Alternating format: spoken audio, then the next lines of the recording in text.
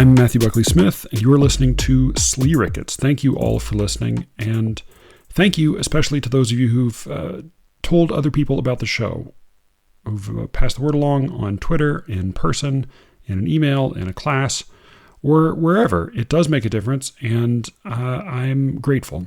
Today I am talking with Alexis Sears, the author of the Donald Justice Prize winning collection Out of Order, brand new from Autumn House Press, which was, they were kind enough to send me a copy. It's a terrific book, and she is a highly entertaining human being. We have, I think, a really fun conversation. We end up digressing into a few different areas, including the basic shamelessness required to be a poet, and just what makes poetry readings so awful and how they might be better, and whether or not poetry workshops are any good, and mostly about this sort of strange documentary that came out about 10 years or so ago called Louder Than a Bomb, about Chicago high school students competing in a slam poetry competition. It's an odd one, but we had a lot of fun talking about it. And before I get to that, I just want to offer a couple of quick clarifications. We both went to Johns Hopkins at different times, but we ended up knowing some people in common there. And in some cases, we just refer to them by a single name. So specifically, the two who might be the two we talk about the most, and who might be most confusing if you don't know who they are Greg, who's Greg Williamson, a terrific poet and teacher, and Richie Hoffman, also an excellent poet. And I actually would love to get both of them on the show at some point. Also, another correction I need to make. I mention at one point the Anthony Hecht Award, which is an annual book prize given out by Waywiser Press. The first Anthony Hecht Prize or Anthony Hecht Award, I'm not sure which it is. Let me see. Fuck, man. What is this called? The Anthony Hecht Poetry Prize. That's what they call it. All right, so the first Anthony Hecht Poetry Prize, some 15 or so years ago, was won by Maury Creech for his collection Field Knowledge, which is a great book. I mistakenly said that the first winner was Erica Dawson for her book Big-Eyed Afraid. She did win the Anthony Hecht Poetry Prize, but she won it the second year. I am actually planning on having Maury on the show sometime before too long. We still need to figure out exactly what we're going to talk about. And I have an invitation out to Erica Dawson. So if you happen to know her, please give her a nudge and tell her to come on the show. With any luck, I will be getting all these people on soon enough to talk about something as silly and fun to listen to as what I've got for you today, which is Alexis Sears, author of Out of Order. Let's get to that conversation right now.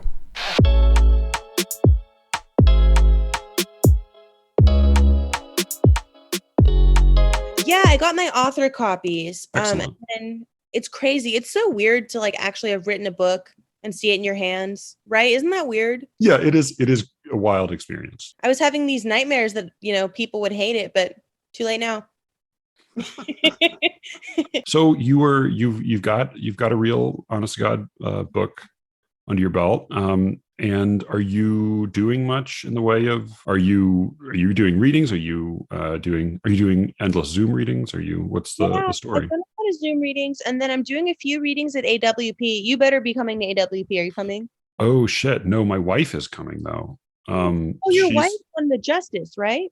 She won the Justice, basically the same year I won the Able Muse. And then she now does, only fiction now. So she's got a book of stories she's going to be selling at AWP. But yeah, I will let her know that you're going to be there. So you've got some readings lined up there? Yeah, and I'm doing a reading at Hopkins on April 5th. I know. Yeah. Oh my God, so are you. Yeah, you're going to be there. Yes, yeah. We're going to be there together. It's going to be awesome. Exactly. Yeah. No, I got a note from Yezi saying I think he's going to be introducing you. So. Oh, that's so exciting. Yeah. Love Hopkins people. Yeah. So, and you were an undergrad there, is that right? And yeah. And I'm curious, who did you study with? You had Greg? Greg is an icon. So yes, yeah. Greg twice, and then Mary Jo, James, and Richie. And Andrew Motion, like for just for one semester. Okay. So Richie, was that when he was a grad student? Yeah, yeah, yeah. Okay. So was he like your first Mhm. IFP class? Oh yeah, he's the reason I'm a poet. I just wanted to Oh, think I was cool. So it's like, yeah, I'll do it. That was what? it. So I'm curious about that because Richie's such a sweet guy. What you he's the reason you're a poet, which means you didn't really start writing poetry until college then? Right. I'd never written a poem before. It didn't even occur to me to do that. Wow. All right. What Well, about you? Do you write poems like growing up? yeah, I've written kind of from when I was little. Yeah, but I know that's remarkable. I mean, I think Hopkins also there's an enormous advantage that you have there because unlike most other schools, they teach craft. I mean, Yeah. they just it's I think that's changing slightly. Like I think I see a little bit more interest in and acceptance of things like meter and rhyme more broadly now. Like it doesn't seem so like toxically uncool as it was 10 years Right. ago, maybe. But certainly when I was in college. But yeah, I mean, Hopkins is like you learn you have to crack your knuckles and get to work and make feet and lines and rhyme. Like you have to learn what true rhyme is, and you know what. So no, I mean, Greg was tremendous for that for me. And then you did an MFA at Michigan or Wisconsin. Wisconsin. That's see, Yeah. that's the thing. That's my southern perspective coming out. Everything Yeah. above the Well, Mason Dixon is both all kind of blends together. you got an MFA in a snowy state. That's all Mm, I know. Yeah, very cold. yeah, yeah. Are Very you cold. and where are you from originally? I'm from Southern California. Okay, Or- all right. So yeah. not the South, but better weather than the South, and similar intolerance for cold. So where are you from? Atlanta, Georgia. Ooh, I've heard good things about Atlanta. I've heard it's an awesome place. Yeah, I mean, there's a lot of interesting stuff going on, and it was like when I was in high school, it was like the hip hop capital of the world, which was kind of cool. So, yeah, no, it's an interesting city. I have not seen the show though. I've heard it's very good. I've heard it's really good too. My brother really likes it. So I'm trying to think of like I'm trying to figure out when you were in high school. So like when you were like it was like the whole hip hop thing. Was that Outcast or was that like Outcast. before Outcast? That was Oh, Outcast was like the really really big thing. I So just yeah, love dear to Outcast. dear to my heart. I know Andre made a whole point about saying that fame and success had sort of spoiled art for him, but then he's got a like big meaty new verse on Kanye's thing, and so like I'm always sort of I don't know that they're going to come back together as a duo, but like I'm always sort of hoping that there'll be some revival of some kind because I think so too. so I asked you to come talk about this sort of wild documentary that I'd heard about for a while and had not seen. It's called Louder Than a Bomb. It came out in 2010. It's the title comes from a Public Enemy song, but then the title is the name of this annual high school poetry slam in Chicago, where there are 60 schools, I think, compete, is what they said. Like it's insane that it's so big. It's a huge deal every year in Chicago. And this documentary follows sort of four teams slash kids. One of them is sort of more of a group thing, the Steinmetz kids, than just one in particular. And you kind of follow them through preparation for the competition, and then into the various poems they perform during the competition. Uh, it's a it's a fascinating documentary in many respects, and there's some like really serious hardship that some of these kids have gone through, and it is really, we kind of had earlier exchange about this. Like it's really heartwarming in some ways, and then I have super mixed feelings about the poetry. But I'm curious, like for you coming into this, what was your prior exposure to spoken word or slam? Or that they kind of the terms get a little mushy there. Or do you have you don't have any like crisp sense of a difference between spoken word and slam, do you? I don't. Do you? I I always thought they were sort of interchangeable. I think so. I feel like it may be like Beanie and Toboggan. Like there may be certain people who say like it may say more about who you are that you choose one Right. over the other. But yeah, it's some kind of spoken word live performance based poetry. So yeah, what was your experience with that previously? So when we first started talking about this documentary, I was so intrigued just because I had such strong preconceived notions about slam and they weren't very good. Like I always thought it was just terrible. I always thought of slam sort of as like going on like a dating app or something where you just have to wade through so much like garbage to find something decent. Yeah. Like I don't know if you've seen have you seen the movie 22 Jump Street with Channing Tatum, Jonah No, Hill? that like the they because Yeah, this is the the sequel. sequel to their reboot. Okay, no, I didn't see the sequel. Scene where like Jonah Hill is like randomly summoned onto a stage to do slam poetry and he does it to impress this girl and he's like yelling and like waving his hands around and like everybody's laughing at him and like I think that's how people think of slam, right? Just like a lot of people. So I'm really glad we watched this because I kind of ate my words a little bit. I thought a lot of it was like you said, I was sort of ambivalent about some of the poetry, but I think it really came from the heart. I think a lot of it was really Yes. raw. It didn't feel as like self-indulgent or like melodramatic as I had thought it would. Right. Yeah, I thought yeah. it was a really interesting movie. Really Yeah. interesting. And there, I mean, it is what's like without question is, these kids, some of whom have like suffered a great deal or had like a lot of horrible trauma with their parents or their neighborhoods, or they're doing something positive and deliberate, and they're working hard at it, and they're developing confidence, and they're kind of collaborating, and there's a big community. I mean, part of what I found moving about it was that they, especially Lamar, I think, if I'm remembering, he I think even more than the others, uh was able to quote poems from previous years from other students from other schools. Yeah. He like he it, they sort of registered for him and meant a lot. So a lot of it felt like it had to do just with the community, that they all felt really warm and close to each other and were kind of rooting for each other as they went along. It's So there was, coincidentally, a couple months ago in Poetry Magazine, there was a feature. There was a little introduction written by Peter Kahn. So each of these schools, they have a team or a coach or some kind of group that does slam poetry, does spoken word, and you see the coaches or the teachers kind of grooming the kids. Grooming now has a different word to meaning. We can't use this word anymore. But kind of preparing the kids and encouraging them and disciplining them.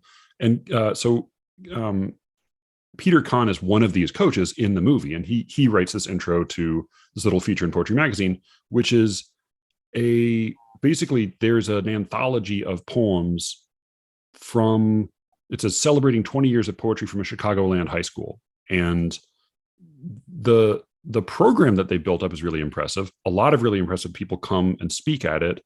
And then they include a lot of poems from these students in Poetry Magazine. The passage in the intro that to me was sort of most telling, or like revealed the most about kind of what was at the heart of all this. Let me find it real quick. Yeah. All right. So 8 of our alumni have gone on to earn MFAs in creative writing, and several have become educators. 1 was National Youth Poet Laureate. 2 were National Student Poets. Several have been gold medalists, gold key recipients, and national award winners in the Scholastic Art and Writing Awards. 1 won an NBA championship and credits our spoken word club for making him a better teammate. Several have been previously published, blah, blah, blah, blah, blah. So it's a lot of those are poetic accomplishments, but a lot of them are not. And it felt like the main thing these poetry programs are doing is not necessarily developing really fine poets, but like helping the kids become confident and poised and willing to risk embarrassment and these kind of things. What did you think of the poetry? Because like you can't shit on kids like doing activities and growing together, and especially if they're coming from hard circumstances, like can't shit on that. Can't shit on kids anyway. I feel better because they all, it's like 10 odd years have passed, so they're all none of them are kids anymore. And like generally speaking, it's all to the good, all like on the right side of the column, right? But what about the poetry specifically? What did you make of the poems? Because there's a lot of poetry in the movie. I mean, a lot of the movie is footage of them performing poems. Yeah, I think kind of like I was saying earlier about how I think slam gets kind of a bad rap. I also think that more formal poets also get kind of a bad rap. And I always thought of like slam in one category. You know, we have the spoken word, we have these urban high school kids. And then in the other camp, we have like Robert Frost, right, doing his rhyming thing, you know, the dead white man. So when I heard in particular Nate Marshall, Yeah. you know, he's doing some really cool stuff with rhyme and with sound Yep. and with rhythm that sort of makes me, you know, it kind of drives the point home that these two camps aren't necessarily super, super different. Like I thought he was fantastic. Yeah. I thought that girl Nova was good.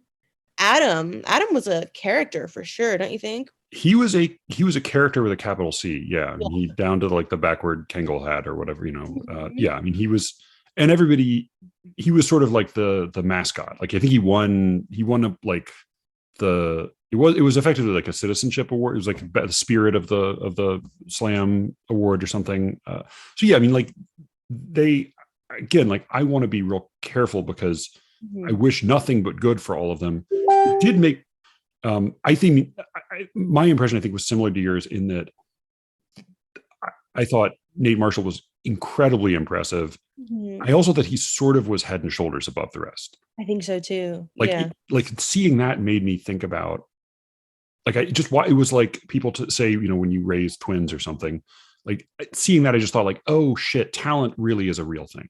Yeah. And part of it is like he says, I don't know if he was being serious, but he says he's been writing since he was 3. Whether Mhm. that's accurate or not, he's been doing it for a long time in a concerted, thoughtful, focused way. And like maybe at a certain point, really, really dense early experience becomes the same thing as talent. But whatever it is, like I mean, he did, like, they didn't even say this in the documentary, but if you look at the credits, his little 2-man hip hop group did like half the soundtrack. Really? Yeah, like there's some pretty strong rap songs in there that are hit. They're just him, like they don't even bother to say, "Oh, also this is Nate." I mean, they mentioned that he has a little group, but no, I mean he is far and away, I thought, the strongest, and they kind of they used the documentary to showcase him. I first heard of him a few years ago when I read his first book. I think it was Wild Hundreds. That was his first book, I think, which I quite liked. I mean, I enjoyed it, and I've seen poems, odd poems here and there from him since then. My wife, this is like, it's sad that she didn't watch this because if in order for us to watch something, we have to watch it in like 10-minute increments because she has to go to the bathroom or has to go to bed. But this is exactly her kind of movie in that it's a documentary. It's about children and it's about competition. Like that's like all 3 of those things at once are her dream documentary. We've watched like ballet documentaries about this. There's like the spelling bee documentary. The thing I've been wondering about with this movie is if you go to like a national children's chess championship, they're not going to be playing at an adult professional chess level, right? Mm-mm. And if you same if you go to like a high school, ballet, whatever, or I mean the kids I used to teach, uh, or sports even, like a top level high school basketball team or soccer team, they're not playing at an adult professional level, but like they would smoke us. Like they would be way better than your average grown up who was not, a serious competitive chess player or ballet dancer or, basketball star. He, Setting Nate aside for a minute, was the poetry good? Like, was it good? Like, I don't know. I can't tell. It was like, what's clear is they were confident, they were poised. Like, it's hard to do that. It's hard to get up on stage and like have the balls to deliver these lines really forcefully and confidently.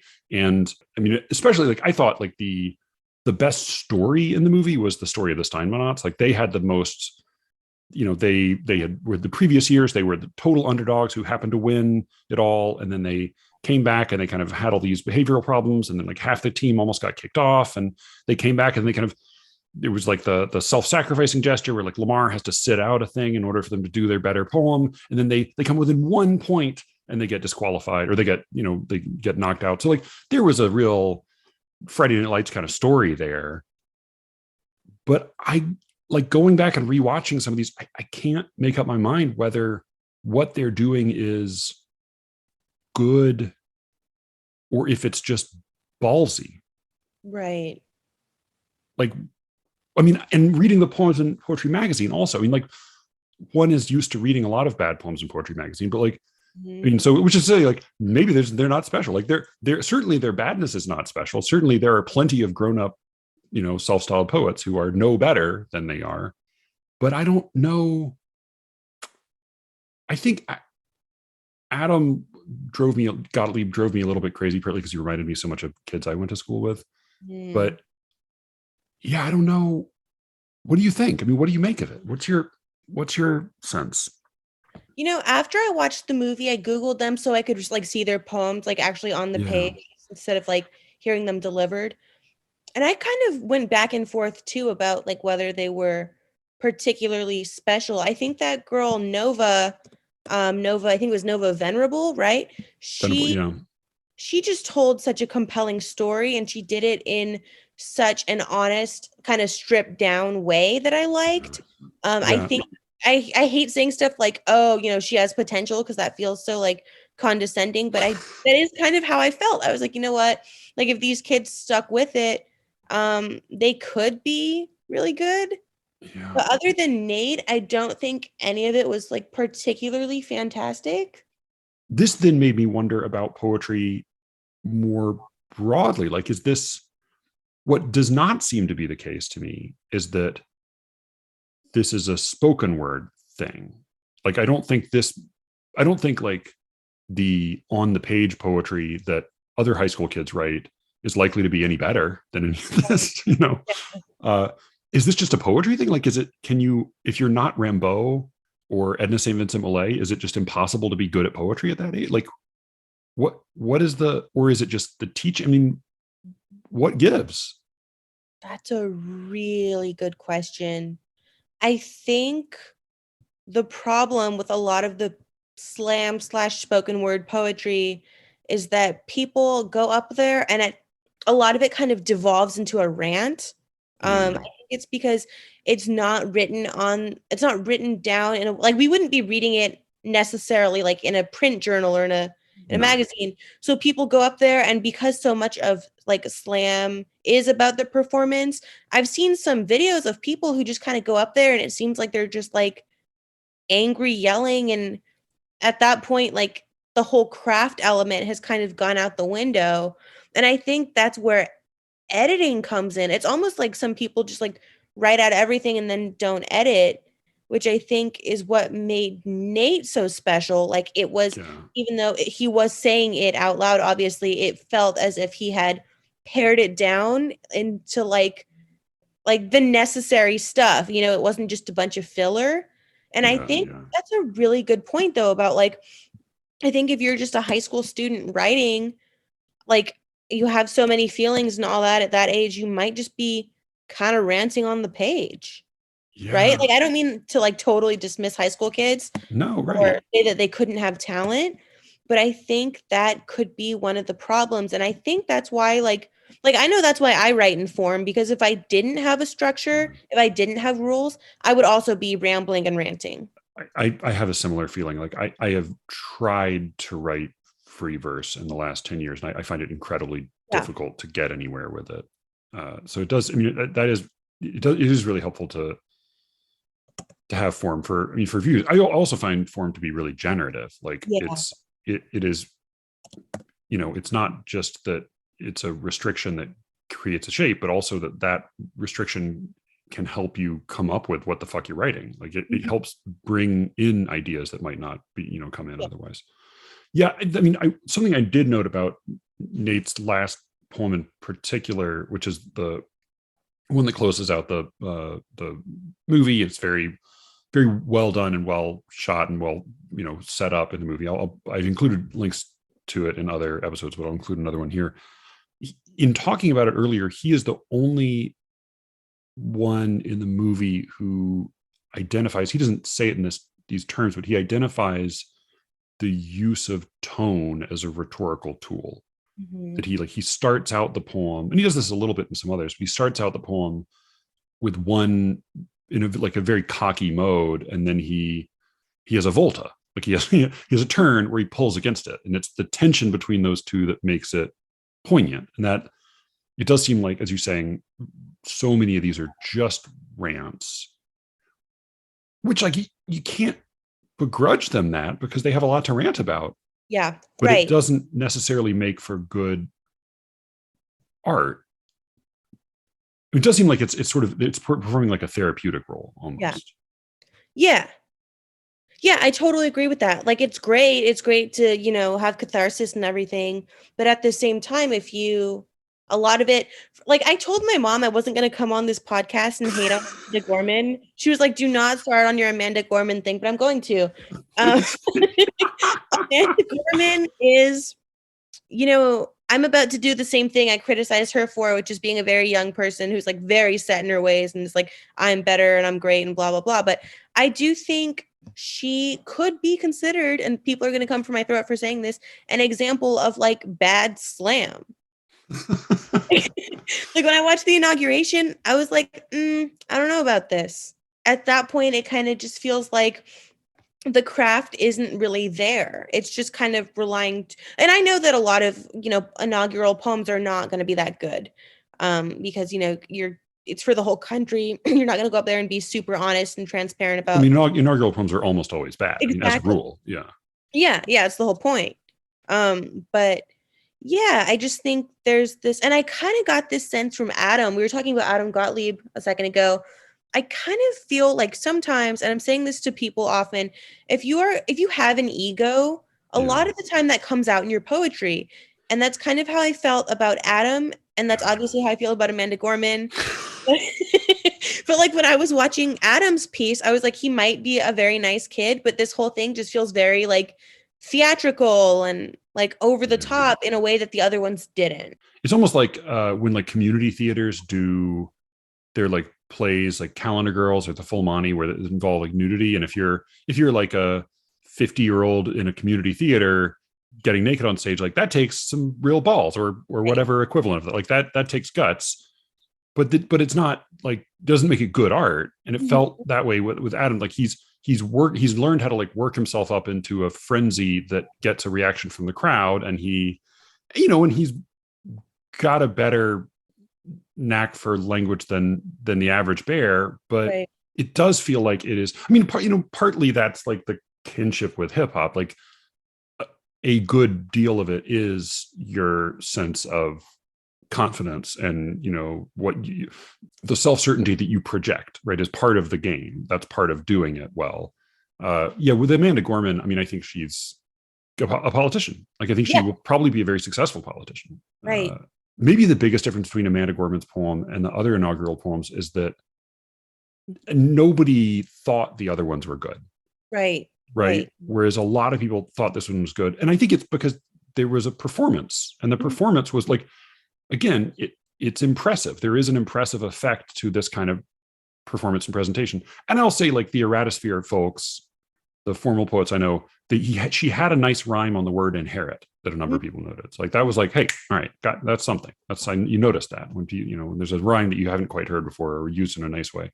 But yeah, it's on the page. It's nothing to really write home about. Why? Thinking about that, like should is that necessarily a bad thing that something is meant to be performed as opposed to meant to be read? Like, because I feel like maybe that's just like kind of an antiquated perspective from me to be like, oh well, if I read this on the page, it wouldn't be good. I mean, what do you think of that? I think having things that are just for performance is fine. I mean, I think like that's true for most comedy, right? That you need it, you need the timing, you need the delivery. Precisely the same words in the same order will be very not funny if they're delivered by the wrong person or in the wrong way. So no, I mean, I think that's totally fine. I think there is like Peter Kahn in his little poetry magazine intro said, we always emphasize page before stage. I read that and I thought like, really? Did you? Because it seems like, which is fine. Like, why emphasize page before stage? Like, it's a stage performance, and that's what you're teaching them confidence and poise and an ability to stand behind their words and deliver them. It's not going to be good on the page. Exactly. I mean, at the same time, I kind of credit spoken word a little bit with, and I think just the gradual transformation of like rap into the sort of the pop music mode for the country. I mean, even to where like straight pop outfits now have elements of hip hop in them. Like Billie Eilish is sort of like halfway doing rap when she's performing. So it's become so much the main mode of popular music that I credit that a little bit with some of the slow fading of the stigma against meter and rhyme in Yeah. poetry. Yeah. I think as long as they're sort of in the shadow of spoken word, it's becoming less uncool. I will say also what has blown my mind is that there are literary agents who list in their wish lists of things they're looking for, list verse novel. Really? Like that's a form they're looking for. Now, What? I feel certain they're not looking for like the Venetian Vespers, right? I mean, Right. like I think that means sort of like a spoken word transcript, or like Hmm. I mean, or like Sarah Rule wrote Eurydice as a verse play, but it's a free verse play, which is sort of like a play. Like it's like Hmm. a free verse novel or a free verse play stops. I see like, well, what's the verse part? Like, because it's you're not even yeah. So I don't. I left this movie feeling first just like excited that Nate Marshall existed, Yes. and I was reminded of that, and it then made me want to like check out more of his more recent work. But then I also felt sort of like a Grinch. It was like Yeah. I'm so glad for these kids. What a great program! It's so good that this is happening, and they're such like decent people and so warm and sweet, and they hug each other at the end. But also like, fuck, what is the deal with poetry? Like, why is it so? Like a friend of mine was talking about, who's a Christian, was talking about how like she finds Christians really annoying, and it annoys her as a Christian that Christians publicly are so annoying and sort of embarrassing. And that's the thing with poetry. It's like, oh no, why are poets so embarrassing? Why is it? Said last week the poets were embarrassing, and then I found out that Elizabeth Bishop actually said this first, so she Yeah, beat both of us to it. But there is something very embarrassing about it. Even the good poem, even when I write a good poem, I'm like, I can't believe I just did that. That's mortifying. yeah, it is very And if you're naked. not a good poet, it's probably even more mortifying. Yeah, I remember in when I was in grad school going to the first time I went to the Waywiser Prize Mhm. reception. Where they over the years I was there, they pulled back on the amount of alcohol they would allow us to have because Oh, we cleaned them out the first time. But I remember like standing there and like listening to Erica Dawson like read lines about her shaved pussy, like with her parents standing next to her. And I just was like, I guess this is what we've signed up for somehow. Like, all right. In so many other like even like spelling bee kids can spell better than your average adult. And I feel like, I don't know, like I think of like I did a lot of theater in high school, and the like high school theater is very bad the way that high oh, school poetry is very bad. And the thing that people are impressed by, if they're impressed by anything, is one of two things. So one is like, I can't believe you're willing to stand up there like that. And two, like, I can't believe you memorized all those lines. So that like it's like you seem to have a pretty good memory, and you seem to have no shame, and you're yeah. completely willing to just utterly humiliate yourself on stage. So maybe is that what it like is that what you learn? Is that the mark of somebody who's learning to write poetry? Like by the time you're whatever age, like you've reached that point, and then maybe after that you learn how to write things that don't suck. I've been wondering the same thing because I'm trying to teach my students poetry, and as I mentioned, teaching in general is not that easy. But um, I feel like there's just a misunderstanding about what poetry is, and I feel like maybe I don't understand it either. Like I said earlier, we have like these people who are like, no, like poetry has to be Shelley and Yeats and blah blah blah. And then on the other hand, we have these people saying, no, just like get all your feelings out. Like, how are you feeling? Just write Yeah, about yeah, your yeah. hormones, whatever you want, blah blah blah. So how can we make both of these things like good? That's what I'm trying to figure out. How can you like be raw and vulnerable and authentic and true to yourself, but also have some skill? And like, Yeah. how do you learn that? And how do you teach that? Yeah, so maybe you do have to bring in a certain kind of shamelessness, Yeah. so that like then when you learn the skills, you are still willing to take foolish risks with those skills. So maybe, yeah, maybe that is a necessary.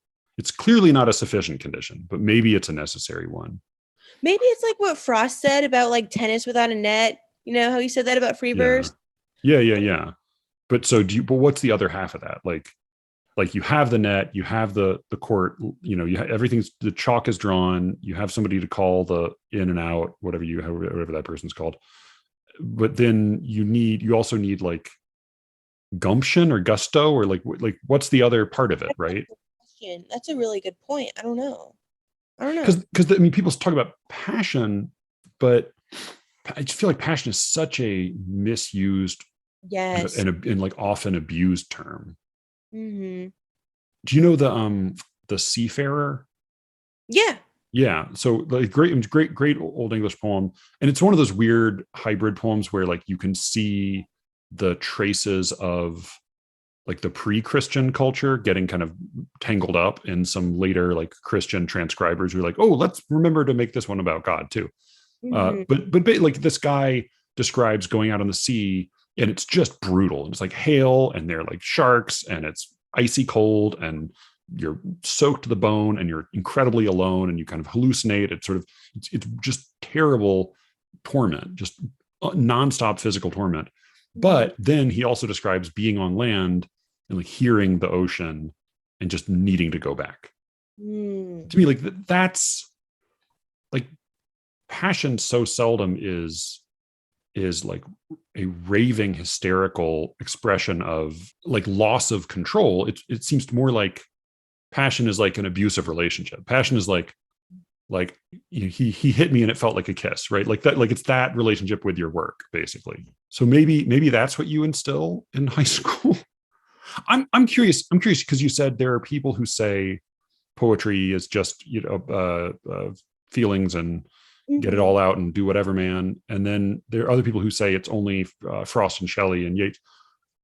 I'm curious, who are the people saying it's only Frost and Shelley and Yeats? Well, when I ask my students, no matter what I'm teaching or where I'm teaching, I ask my students if they like poetry, and most of them always say, no, I don't understand it.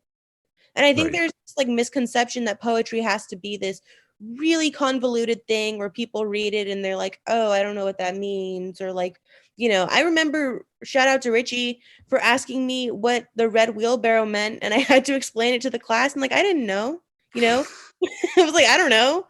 I don't know what was going through William Carlos Williams's head, No but I, ideas, but in things. what? No ideas, but in things. That's what. No Yeah. idea what If things. anyone ever calls you in class and asks you to explain a William Carlos Williams poem, just say that. You'll be Writing it down cool. right now. No idea.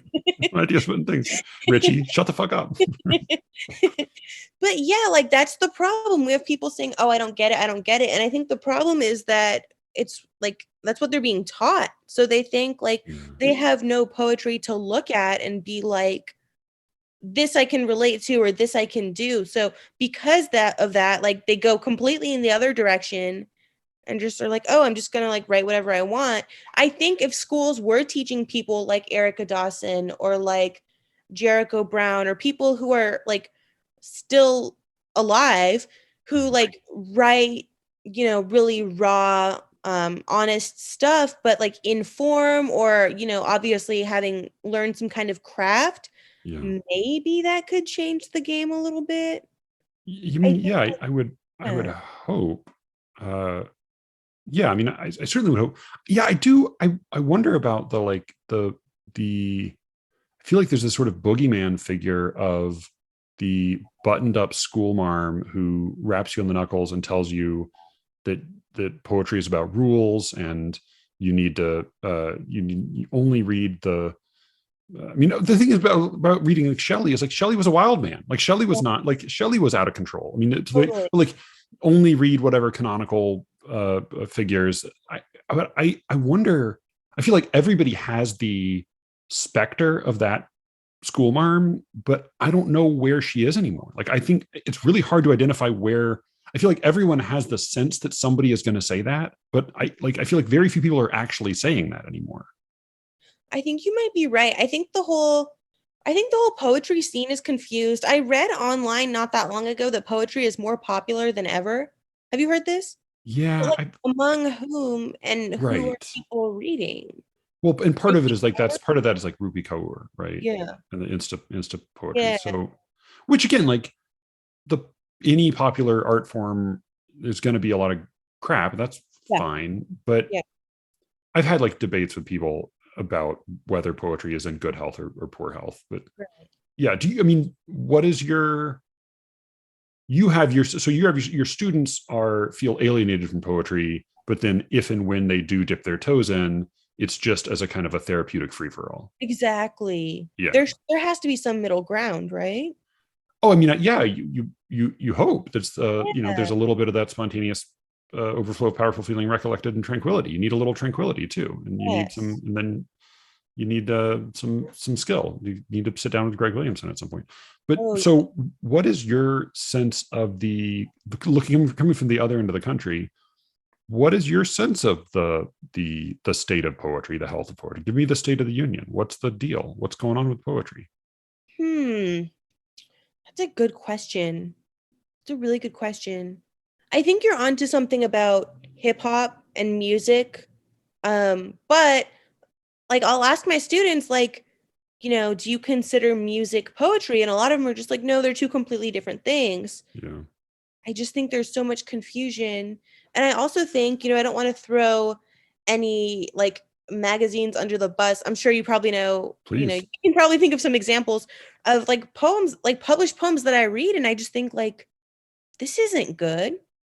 Oh no, yeah. I mean, So I'm they're kind of they're like, what is happening? no, they're mostly bad. No, I mean, I think that's almost the rule is that they're going to be bad when you read Right. published poems. I mean, it's And why, so why do you think that is?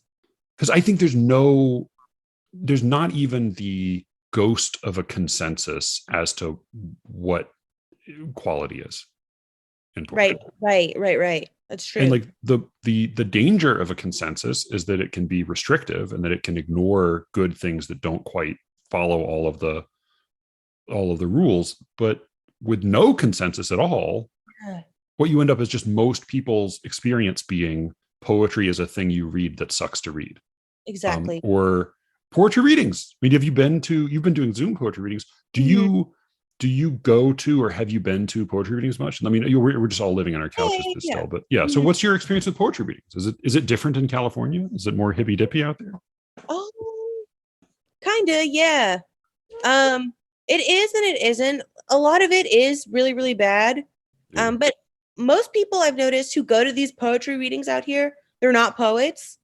So like they Huh. don't, yeah, so it's That's unusual. really interesting. It's like a lot of people who are like baristas who happen to be there will like listen, or a bartender who Wait, like wait, is wait. Are they baristas and bartenders who work there? Is that why they're there? no, they just like wandered in from like next door. All right. Yeah, it's really interesting. Like I'll get texts from friends who like have no poetry experience whatsoever. Like, hey, we're going to this reading. You should come and hear like this other person who also isn't a poet, but who will be reading poetry. So it's very weird. It's like people just kind of doing it for Do fun, they which is do fun. they enjoy the poetry? Yeah, So it's not just like, because I can understand if you have a bunch of people going to things in cool places, then it can just be fun to go regardless of what's going on. But they, in addition to meeting up with other people there, it's the work, the performance is a fun performance to hear. yeah. I think it's probably very easy to fool people into thinking you're a good poet. I mean, I feel like How? What's the but how, like what does that mean? What does that look like? Or what does that sound like at one of these readings? a good question. Like I think I don't know, but I think it's very easy. I've seen some poems that are just garbage, and other people are like, wow, that was deep, or like, I felt that, or something. Is that the Emperor's New Clothes? Yeah, pretty much. I think so. Okay. Well, but then all right. But then I would say like I'm then skeptical about whether they're actually enjoying it. Oh, Like, are they I, enjoying it? Like, I know they will say nice things about it, right. but if I mean, but is what is remarkable is if there are people who are not poets going to these things, Hmm. that's I mean, that would be the sign of like a healthy subculture. Is it are they going to readings by people who they don't know personally and who are not like hot, or is that part of it too? It's like people just like being attractive and impressive, and dressing well. Is that I like think it's people wanting to say that they like poetry or that they went to a poetry reading, so they just go. I'm not even sure if maybe they do enjoy it, like, but I'm not sure if they enjoy the work as much as they enjoy being there and being able to say they were there. Does that make sense? yeah, It's probably yeah, like that the Oscars or feels something. Like, are you right. having fun or are you having fun that you're at the Oscars type of Right. thing? No, I think so. I think that's, I Yeah. mean, that's my feeling about a lot of the poetry readings I've been Yeah, to. Like the more fun ones tended to be because it was in a fun place and there were fun people there. exactly. Yeah. Yeah. All right. So I'm curious though, because what you're saying is that what you're suggesting is like it's not just that there's a scene to be enjoyed, but Mhm. that there is some cachet to be got by saying you like poetry. And so my question then is like, with whom? Like, whom does that impress? I don't know. I saw this movie not that long ago that got really good reviews, and I remember saying to someone, "This movie sucks. This is the movie people are pretending to like to impress other people who are also pretending to like it." And I think this Yeah. movie just sucked. It was that one that just came out on Netflix. It was about like a daughter. Might have been called The Daughter, but it was terrible. Oh, oh, The Yeah, Lost Daughter. The Lost Oh Daughter. Was man, I that? fucking hated that movie. My wife loved it. No, What the was movie drove that? me crazy. It was so Oh, boring. I hated it. And the Great ending. cast, amazing cast, but Mhm. just so dreary, so relentlessly dreary. Yeah. Yeah, there's no way people watched that and thought it was good. I mean, I not most people.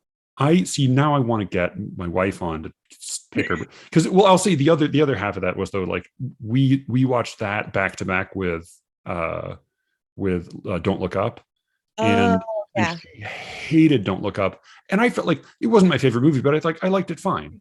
So but people seem to really hate that one too. Like Right. people are really mad about Don't Look Up, which is a little bit confusing to me. Yeah. The Lost Daughter, I think the deal with that, it's like Olivia Colman's so good, Ned Harris and Jesse Buckley, like, and Dakota Johnson is like actually pretty good in that, but the story is so deadly dull and dreary and unpleasant, and there's Yeah, no humor. There's not a lick of humor in that movie. Oh, nothing. and Peter Sarsgaard is so good. I think part of that's Maggie Gyllenhaal, who's a great actress, but who Oh, has no she sense wrote of the humor. movie, right? Or She something? directed it, and it was like heavily adapted because it Okay. was based, I think, on an Elena Ferrante thing. Somebody Oh, told me that. Maybe that's wrong, but she was like heavily adapted, and then she is just a like wonderful actress who just personally doesn't have a sense of humor. I think, unfortunately, and so yeah. that doesn't help. But I think part of what people were really excited about was that it showed a mother not being a good mother and having that be understandable Right. and like great, but then you still need to have a good story. That's how I feel about this, like these poetry readings. Like people are watching bad poems and they're like, oh, I understand that. I relate to that. But like that doesn't make it a good poem. I mean, I would even say like just that if even if somebody's saying I relate to that, that's a victory because often it's not even that. Often it's just like, well, I know this is an important cause.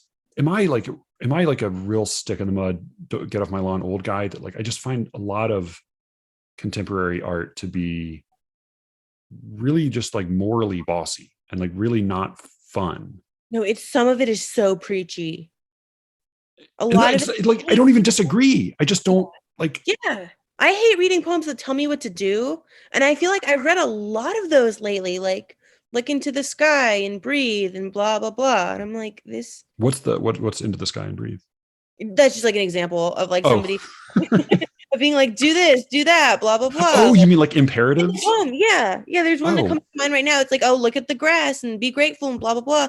And I'm like, I don't trust a random poet to tell me to do something. No. Like I don't. Oh God. Oh, You you're know what I right. mean? Like, Oh, that I feel like that's such a like pandemic trope yeah, too. yeah. Like, Oh yeah, definitely. yeah, like look at your day. Now read this poem backwards and you'll Right. discover that yeah, no, that's right. Like, why on earth would you take advice from a poet? Any poet. Yeah, exactly. Like even like the really good poets that I have some personal knowledge of, like usually they're not like people I would say like I really want to know your thoughts on how I should like have a marriage. Or Exactly. like I feel like no, Yeah. it's the last thing I want. Yeah, Yeah.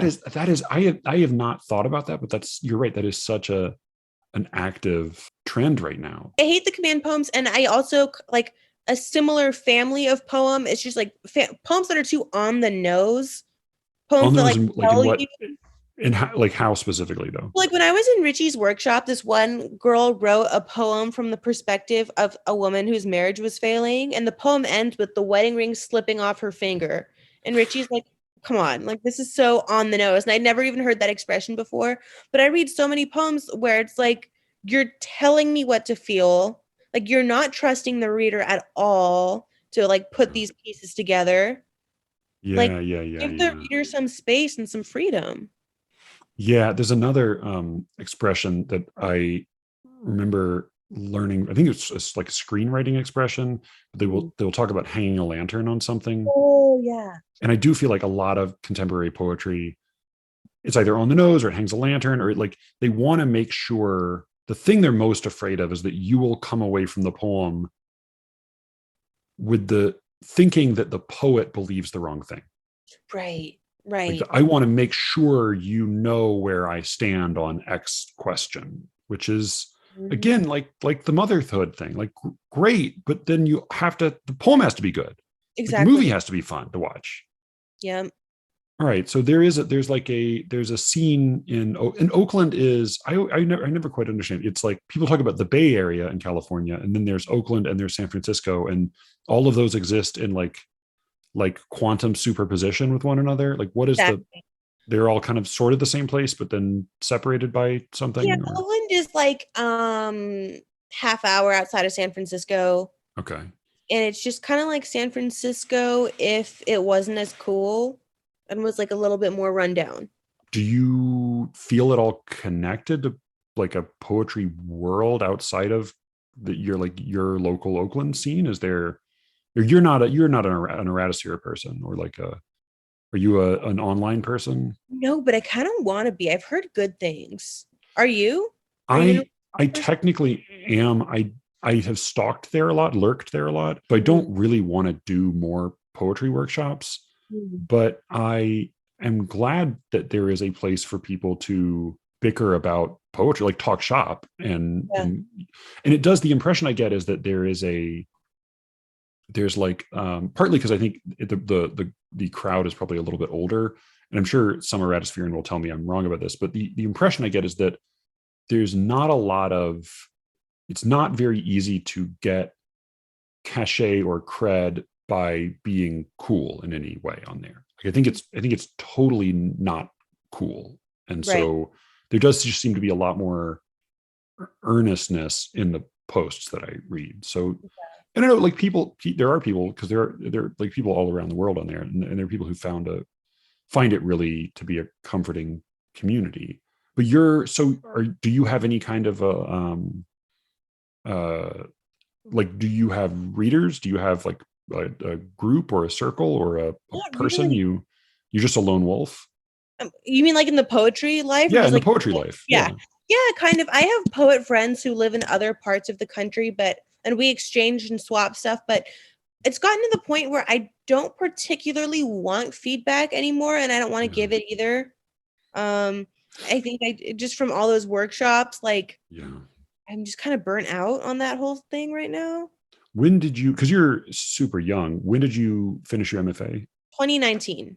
Oh, okay. So this is quite fresh still. Yeah. Yeah. All right. How big was your MFA class? I'm curious. 6. 6. Okay. So yeah, that was the same as mine at Hopkins.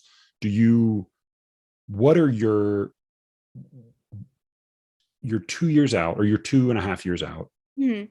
How many of those people do you expect to still be writing poems 5 years from now? One other than me. Okay. Yeah. Is that have some of have some already fallen off? Yeah, a lot of them have already just stopped. I'm super cynical about MFAs in general, but like, what is the good of it? Other is it just time? Is that all it is? I kind of think it's just the time. And I mean, I don't know. I think I remember during my MFA thinking like, a lot of this just like the actual workshop experience just was not that great. I think when Yeah. you get like six egos in a room, and I'm not saying that everyone who pursues an MFA is a certain type of way, but like someone referring to my poems as word vomit, it's like not helpful. I'm like, how is this helpful? And the poem got published, so whatever. Um, but like, I don't know. And I've always wondered what other MFA experiences were like for other people. Because for me, I just like by maybe the third month in, because there were only six people, you knew what everyone was going to say already. Yeah. You knew what people would like. You knew which guy was going to say, "Oh, I like the second half of the poem, but not the first I half." think this is really two poems. Yeah. Yeah, yeah, Right. yeah. I think Yeah. these are two poems. Yeah. No, I mean, I think I had a pretty similar experience. I mean, I met some really lovely people, including my wife, through it. But I would say, generally speaking, like, don't sleep with your classmates. Really don't. Really, if you can help it, don't. Because boy, it doesn't make things easier. Lovely people all, but yeah, I kind of hate workshops. Yeah, I do too. Is there a way to make workshops good? I heard about this one workshop. I don't know where it is. I don't know who created it, but I heard that it's like instead of an evaluative thing, you just go and everyone reads your poem and then they describe it. Have you heard of this? Where they just like tell you like what the Oh poem man. is like in objective terms, and they're like, okay, this is what your poem is about, and these are the techniques you're using, and all this stuff. I don't remember where I heard about this, but someone told me about it and said that she wrote the best poem she'd ever written in her life while she was there because no one was trying to impart wisdom or express any opinions. It was just like, this is what I'm getting from the piece, basically. Yeah, Have you heard of this thing? I have not, but it makes. I mean, you would need to kind of have a shared technical vocabulary to begin with in order to do that. But it makes some sense. I mean, I do think that the increasingly the best feedback is not like advice, and it's not uh like, here's what I think is really going on here. It's more like, this part I found really interesting, and this Right. part confused me, and then this part was boring. Exactly. Your poems are really tend to be, I mean, at least the ones I've read tend to be pretty like playful and combative, and they are very informal in tone, and they have sort of like no holds barred on what you can pick up and throw around, even though you do tend to write in pretty familiar received form. I mean, do you think about your poems as being like, when you give readings, how, I have such a hard time following poems at readings, even like Me good too. readings. Yeah. Do you think about that when you're, how do you approach a reading when you give a reading and you like want people, how bored you can get, and how bad most readings are? How do you approach so that you can try to make it not suck for the listener? I try to read relatively short poems at readings. I have a crown of sonnets that I only read once, and I don't think I'd ever do it again just because, like, forcing people to, stay on the ride for 15 minutes of one poem. This is kind of a segue or like Please. an aside, but I was at this one reading in Wisconsin. This guy read a poem. It was one poem for the entire half hour, just one poem. And then at the end, he goes, God, that was amazing. Can you believe I did that? He goes, Can you believe I just did that? Can I get another round of applause? And we were all just kind of like, yeah. Was it an Andy Kaufman thing? Like, was he? I have no idea. I mean, that's I'd sort never of, met this dude before. He's kind of well known. So it was just kind of weird that he did that. but it didn't seem to be tongue in cheek. No, He didn't seem to be making fun of himself. it seemed totally like, genuine. But I always I think what keeps people focused on readings, honestly, is just like talking between the poems, Yeah. cracking little jokes here and there. Patter. It's the Unfortunately. patter. Like Yeah. that's so, and you hear that so consistently. Hmm. And like, I mean, that's one way in which poets have an advantage over fiction writers, that they have more spaces to fill with patter. Yep. And those tend to be the spaces where you can kind of get a sense of your personality across and kind of win the audience over. But Hmm. I mean, And maybe also that's when you can like feel what the audience is like, because if you're saying something and they're, looking at you stone faced, you can kind of on the fly maybe like choose to read a different poem, or you yeah. can kind of like adapt it based, you can read the room, as they say. With fiction, once you start, you're kind of You're locked in. yeah. He's got to ride it off the cliff and into the ocean. Can't escape. Yeah, no, I mean, I have a terrible time following stories Yeah. at readings as well. I mean, I really am just I'm terrible, like listening to people. I think part of it is like I can listen to lectures and I can have conversations, but once somebody is reading a fixed text, I Hmm. get lost. Yeah. Is that are we coming back to like, now this is why we need the Adam Gottliebs of the world? I don't want to need the Adam Gottliebs of the I don't world. know you either. Who seems to be, I mean, you seem generally to be like a sweet guy who's still very into the, I looked him up to see, I think of those poets, I think Nate Marshall is sort of the only one who has emerged as a consistently publishing significant poet. But there's so many things wrong with poetry. But yeah, it would help if we found a way to make the readings less bad. Right. Right. I wonder if like maybe have you ever been to a reading where instead of one person going up and reading for 15 minutes and then the next person reads for 15 minutes, people do it like circle style? So like one guy will Oh, read one, then somebody will read another, then we go back to the other guy. do Because I've you? heard that that's fun. Yeah, that I could see that, because then if they feel a little bit more in conversation with Right.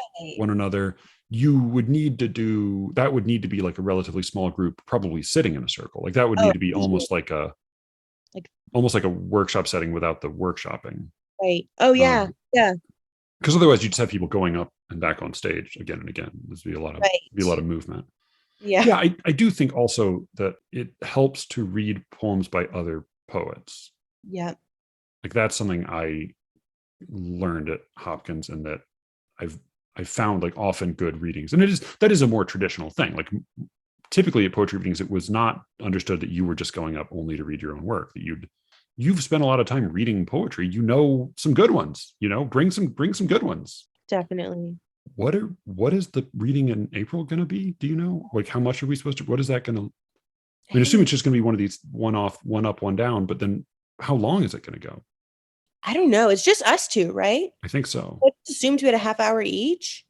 Jesus, that's a lot. That's what I thought, but I really don't. No, I think that sounds right. Don't you remember like the Hopkins readings being that length? Yeah, that seems probably. Yeah, because then, and if it was like a bigger person, they would come and do an hour. But God, that's just a lot. I Right, mean, a lot. it's a lot of poetry to have people sit still and listen to, and actually, and like if you and I have a hard time focusing, Oh yeah. then fucking what? I mean, part of what I can't knock spoken word too much, because people there do seem to be having a good time. Mm-hmm. And like again, like the thing with Amanda Gorman, because I think I'm really with you. And like you put that thing on the page and it just lies there like a dead animal. But like people listen to that or watch that and they enjoyed something. And like they Yeah. were not just enjoying the fact that they were thinking they were enjoying poetry, because they could have done that with uh what was Elizabeth Alexander, was that her name? And then what's his name, who Blanco, and those suck too, but like nobody mistook himself for having a good time during those. Right. So Right. like, yeah, there's something about it that's like, okay, this is, people got excited about Adam Gottlieb's bonkers performances, but Yeah. I we got to come up with something. We got to I want to because I didn't give readings for like years, and I'm started doing them a little bit more recently. And I really don't want to give bad readings, you Right. know? Yeah. Like, people will be perfectly polite about it, and it's perfectly understandable, and it's totally expected, and like you'll go to their readings, but like I just don't want to do bad readings. Right. And I feel like as the reader, I can never really tell if I'm giving a bad reading. And no one will tell you. No one will tell you. Yeah. No, I mean the only sign is like with any public speaking, like the only clear sign of anything is laughter. But that tends to be for the patter. And that's what makes Zoom readings so awful. Everybody's Oh fuck muted, yeah, they have their cameras off. they're all just making dinner. They're all just Yep. yeah, Putting their uh, kids to bed. Like, playing poker. Yeah, yeah. we strayed a little bit from Louder Than a Bomb, but I also think it's like it's heartwarming and cynical making, and like I don't know, is the moral of the story just that Nate Marshall is talented I think so. and like good for these schools and good for the kids? But and like come on, Peter Kahn, don't publish an anthology of this shit. Yeah. Nobody, come on. Because I was wondering while I was watching this movie, like, if I was watching Louder Than a Bomb in high school, would I still feel this kind of cynical about it? And I kind of think I would. Yeah, I would have been. Yeah. I would be meaner about it in high school, I think. So I wanted to ask you, you won the Donald Justice Prize, which my wife won years ago, which also my best friend Ryan won a couple years ago. So this means you're going to Westchester? Yeah. When is that? No one's mentioned it. I was going to ask you. I assumed you would know. What is that? I don't know. It's in the Last year early we summer, over- late spring, early summer, like end of May, maybe. Okay. Oh, okay. I think I need to, because the last time I checked, they didn't have the application up for it. But I always wanted to go. yeah, well, and that's, I believe, at least it used to be that's part of the deal for the justices is they set you up there. I will be curious if it's changed, because I know there was the big scandal and controversy and everything over that. I don't know if you followed any of it. Kim Bridgeford ran it for years and years and years, and then at some point they kicked her out in a sort of a shitty way, and she started a rival poetry conference called Poetry by the Sea. Oh. And then a bunch of people dropped Westchester, and then they hired this really terrible guy to run it who I don't know if you know Quincy Lair at all. Yeah, he judged the prize. He judged. Oh, who's he your judge? Oh shit. Okay, so you'll meet him. Have you met him before, or do you? Okay, all right. Yeah, but yeah, he's a character for sure. he is super. Yeah, I mean, I wonder if he will be a little bit reformed because he's got a kid now.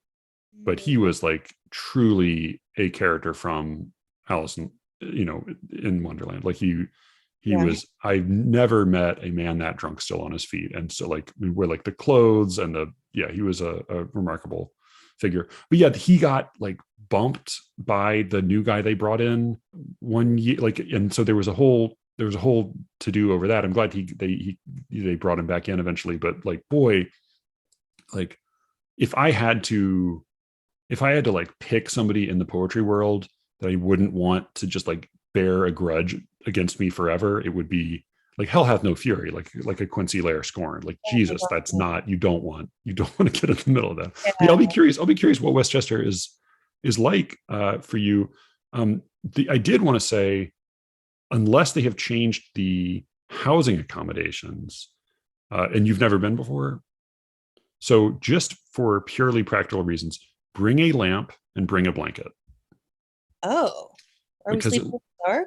No, you will have a bed, but at least our room, we had like bare, dry, crunchy prison sheets and no blankets, and like it was frigid, and you couldn't control the temperature, and there was no light fixture. Wow. Like there were outlets, but no light fixture. So it was pretty Spartan. And then at 6 a.m. the last night of the conference, they used the opportunity to run a fire drill in the dorms because they needed to see what it would be like with people there, but they didn't want to do it to their own students, so they just did it to all the visiting poets. That is crazy. So, yeah, come prepared for there's definitely some heavy drinking. It's very nerdy, like it's very gratifyingly nerdy. Like I've been like in artsy context where like nobody actually wanted to talk about art and people were really there for the, for the food or the scenery. Nobody's there for the food. Nobody's there for the scenery. Scenery's not great. Food's not great, but the company is good. And it's just super, super nerdy. Like people will, you can sort of like pull anybody you walk by to just like talk with you, talk shop with you. And it's awesome. very, I think you will enjoy it. And you should get a pretty decent little opportunity to read, I think, depending on how they do it. But yeah, usually that'll be fun. Blanket and a lamp. Okay. And be ready for a fire drill. Okay. Would you send us out by reading a poem? Oh, sure. Yeah. Just whatever. And now that we put the pressure on by talking about how bad poetry readings are. Okay. Yeah. Let me find one. You don't have your author's copy in front of you? Oh, you know what? Oh my God, I do actually. I still can't even believe I have author copies. Okay, I'm gonna read a short one that will make it easier to be a good reading. Yeah. Okay, let's do. Okay, this one is called Golden Years. I'm gonna read it. Okay, Golden Years. When Christine asks me to describe my history of depression, I tell her about the Christmas video. I'm 4, maybe 5, twirling a pigtail while my brother opens his toy race car. You looked so sad, my mother said years later. I didn't realize. Christine hands me a box of tissues and I joke that I can't believe I'm crying. At night, I wander in dark lit rooms while Bowie croons through headphones. I dream of handcuffs, of running pointy fingers through a young man's curls, a serrated knife scraping a slope of a smile onto his flesh. Even the sun is a philanderer, bringing home roses to every woman on earth, its rays shading its face like a cap. Thank you. I know. I remember reading that one online and thinking of I quite like it, and it reminds me. The very end of it reminds me of. Do you know the Browning poem André and Del Sarto? No, I'm gonna look it up right now. Yeah, it's one of my favorite. It's a long one. It's a monologue, but in it, the painter who's speaking refers to his wife as the moon, and he says, "My face, my moon, my everybody's moon, whom everybody looks on and calls his." Oh, I love that. She's because the suggestion in the poem is that she is sort of running around on him, but it's that image of the celestial body as the unfaithful spouse. I quite liked. That's amazing. I'm looking it up. That's one of my very favorite poems. That's where we get the expression "less is more" comes from that poem. Oh, okay. Yeah, that's really good to know, actually. Yeah, it's a good one. Thank you so much for doing this odd little podcast. I'm glad we finally got it to work. I've never done a podcast before, so this was the best one I've ever done. I will not examine that compliment too closely.